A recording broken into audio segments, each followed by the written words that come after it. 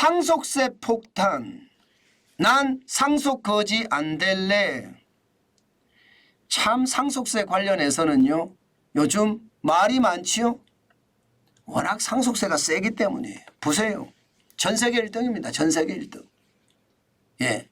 일본이 55%로 예, 가장 많고요. 대한민국이 50%입니다. 그런데 최대 주주가 되면 20% 할증이 되거든요. 그러면 60%가 됩니다. 이것이 세계 1등이라는 거예요. 미국은 40%고요. 영국은 40%, 독일도 30%, 캐나다나 호주나 싱가포르나 전 세계 14개국은 상속세가 없습니다. 여러분, 내가 부모에게 물려받았는데 이게 기업까지 생각하지 말자고요. 그냥 쉽게 생각하자고요. 그냥 아파트 한 채 물려받았어요. 그런데 그게 상속세를 40% 50% 낸다고 생각을 해보세요. 이게 부담이 안 될까요? 아니 나는 40% 50%낼 상속세가 없어. 그러면 어떻게 되나요? 그러면 싼 값에라도 팔아서 세금 내야 되는 거예요. 상속 거지가 안 될래 이 말이 되는 것은요. 기업이거든요. 뭐 중산층이나 서민도 상속받을 때 적게는 뭐 10% 20%부터 많게는 40% 50% 내서 부담이 된다고 하지만 중소기업으로 가면요.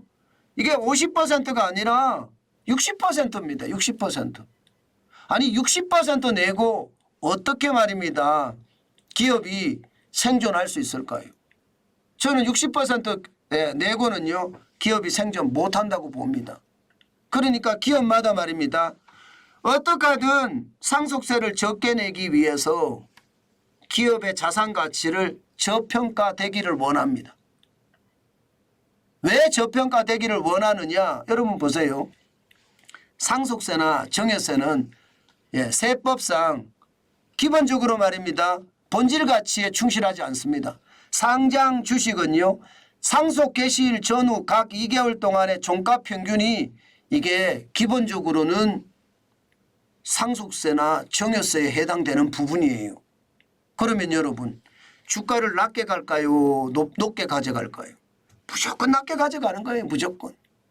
예, 무조건 낮게 가져가는 겁니다. 여기에다가 비상장 주식은요. 그나마 이게 본질 가치만 따지거든요. 본질 가치만. 실제로 말입니다. 주당 손익 가치하고요. 순자산 가치를 3대1, 3대2 비율로 가중 평균한 금액이 본질 가치입니다. 저는 당연히 이렇게 가야 되는데 지금 상장을 하면 그렇게 못 된다는 거예요. 정부가 바로 이 부분을 집중 공략하고 있는 겁니다. 이거 세법 개정하겠다는 거예요. 세법 개정하겠다. 이거 세법 개정해야지 되지 않겠습니까? 일반적으로 말입니다. 내 자산보다가 정신은 항상 고평가되어 있거든요. 꼭 항상이라고 이야기하긴 좀 그런가요? 예, 고평가되어 있는 경우가 많습니다. 잘 나가는 기업일수록 더 고평가가 되어 있습니다. 그런데 상속하려고 치면 이 고평가되고 있는 이 부분에서 상속세를 내니까 문제가 엄청 생기는 거죠. 내고 나면 진짜 기업을 팔아야 되는 아니면 기업을 팔았는데도 건질 수 없는 그런 최악의 시나리오가 벌어지는 겁니다. 그러니까 정부가 이 PBR, 이 상속세 개편하겠다. 개편해서 쉽게 말하면 더 많이 상속을 쉽게 할 수 있게끔 하고요. 대신에 PBR을 높여라. 뭐 이런 얘기거든요. 결국이요. 결국 정부가 어떤 방향은 상속 거지를 안 되게 만들겠다. 이게 핵심입니다. 본질 가치로 가겠다는 게 본질 가치로. 본질 가치로 가는 게 저도 맞다고 봅니다. 그러니까 여러분 지금 기업들이 배당을 안 하잖아요. 배당을 안 하면 어떻게 됩니까? PBR이 떨어지겠죠. 주가가 떨어질 겁니다. 그래서 배당 성향이 다른 나라에 비해서 굉장히 낮아요. 미국은 40.5%, 영국은 45.7%, 독일도 40.8%, 프랑스도 39.3%거든요. 일본도요. 36.5%입니다. 우리는 20.1%. 예, 미국의 절반, 영국의 절반, 독일의 절반, 프랑스의 절반밖에 안 되잖아요. 그도 그럴 것이 말입니다. 배당을 덜 하면 덜 할수록 주가는 자꾸 가라앉습니다. 특히 말입니다. 이제 최대 주주가 나이가 많이 먹었어요. 자식한테 물려줘야 돼요. 그러면 어떻게 할까요? 이게 주가가 바닥을 쳐야 돼요. 그래야지 상속세를 덜 물습니다. 그러니 기업들은 말입니다.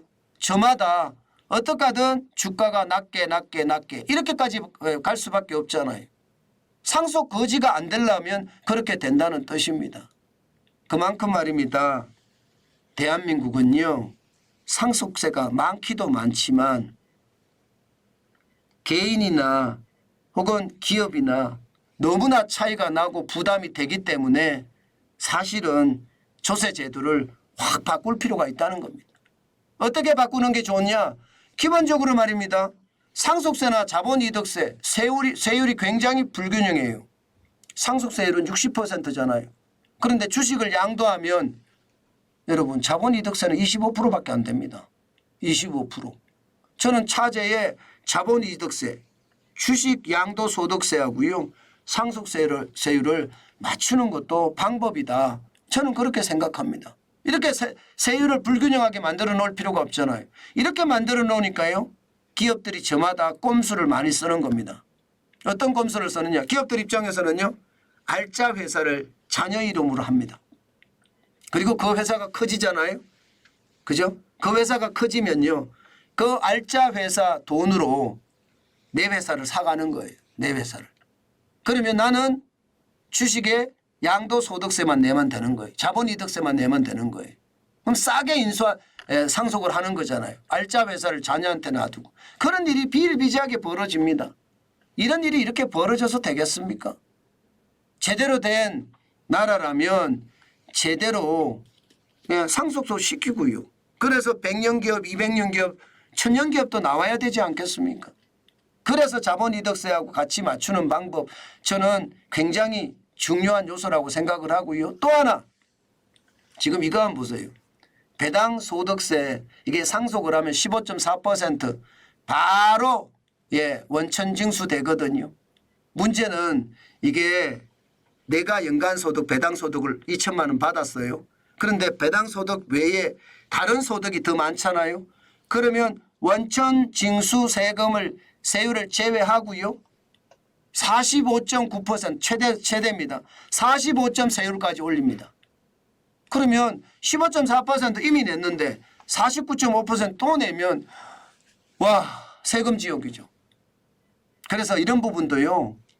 배당 소득세잖아요. 이게 종합과세 하지 말고 일반 분리과세 하고요. 분리과세. 그리고 배당 소득세도 15.4%를 좀 내리는 거예요. 저는 그것이 말입니다. 결국 시장의 합리화를 더 가져가고요. 우리 경제의 활성화를 더 가져간다고 생각합니다. 지금처럼 기업을 옥죄는 법이 많고요. 또 상속을 해줄래도 주지 못하는 최악의 상황까지 벌어지는 것은 결국 나라 자산의 훼손이다. 저는 그렇게 생각합니다. 상속세, 상속 거지가 안 될래 이런 말이 나온다는 것은 그만큼 충격적이라는 거거든요. 저는 차제에 이런 부분이 개편이 돼서요. 대한민국이 기업하기 좋은 나라라는 말을 꼭 들었으면 좋겠습니다. 그래야지 말입니다. 대한민국의 상황도 저는 더 좋아지지 않을까요? 저는 그런 생각 진짜 많이 해봅니다. 제발 효율적으로 그런데 반드시 합리적으로 개편을 해서 경제의 활력을 불어넣을 수 있는 요소가 됐으면 좋겠다. 오늘은 제가 그렇게 결론을 내겠습니다.